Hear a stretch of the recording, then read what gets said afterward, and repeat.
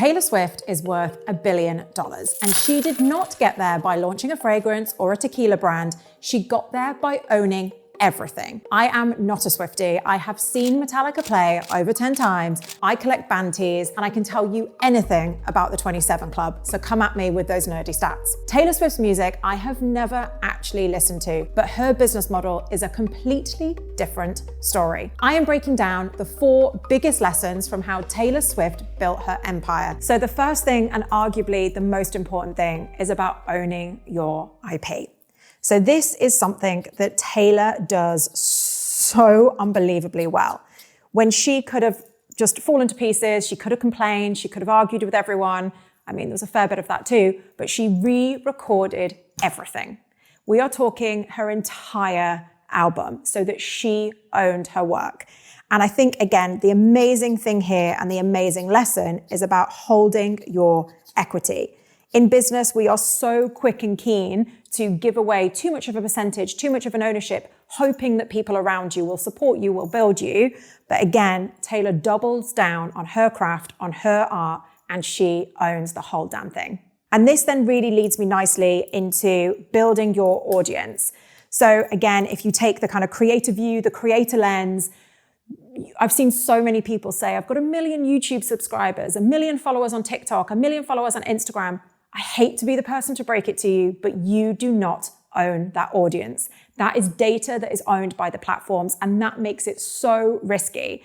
And again, when I think about different celebrities, different creators, they're thinking about how they can build and how they can own their audience themselves. So again, if we take this lesson from Taylor in how do you build your audience? And again, what we've got here is this like deep investment, this deep kind of love and respect for the people that follow her journey, whether that's through dropping Easter egg hunts, through all of this teasers, like they follow her along, they have matured with her.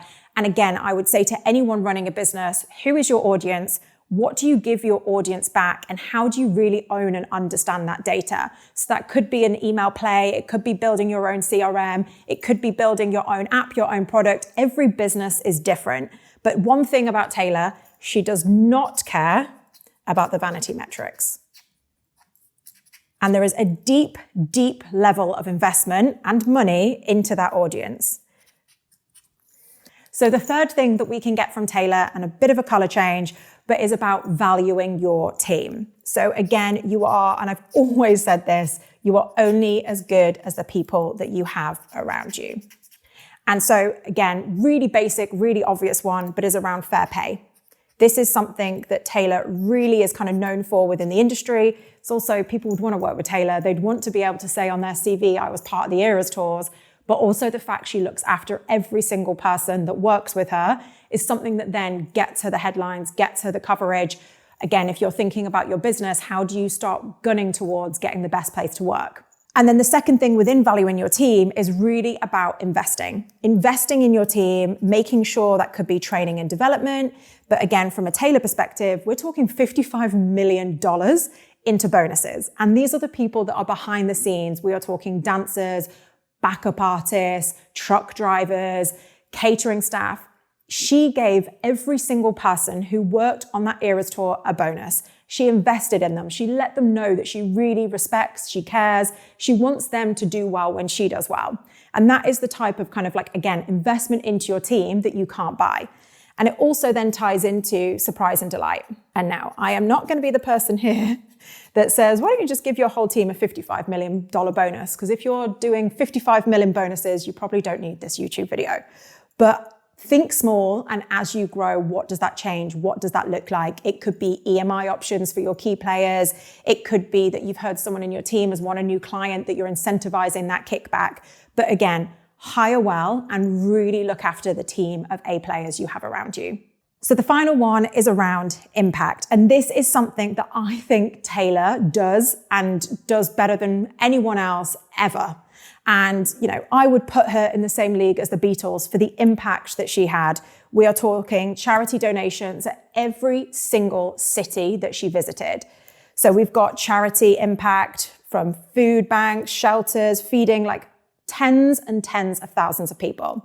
Obviously, her Eras tour had a huge impact on tourism across all of those key cities. And even if you weren't a Taylor fan, even if you didn't go to an Eras gig, if you are in that city, Liverpool, Edinburgh, London, you can feel the impact of Taylor Swift being there and performing.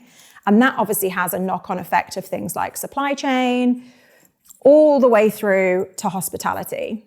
And again, in this market, we will take all of those things. So again, just to really quickly recap, if you're thinking about your business model, think about how you own your IP, how it is yours, how you build, nurture, support, and grow with your audience. And that is something where you own that data, you understand them, you know them. Value your team, you're only as good as the players around you, and think about the impact that you can have outside of your day-to-day business.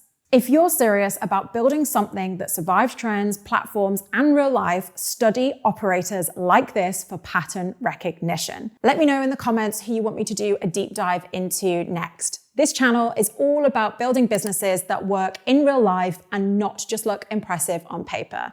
Excuse the fact I have used a piece of paper to describe Taylor Swift. But anyway, I will see you in the next one.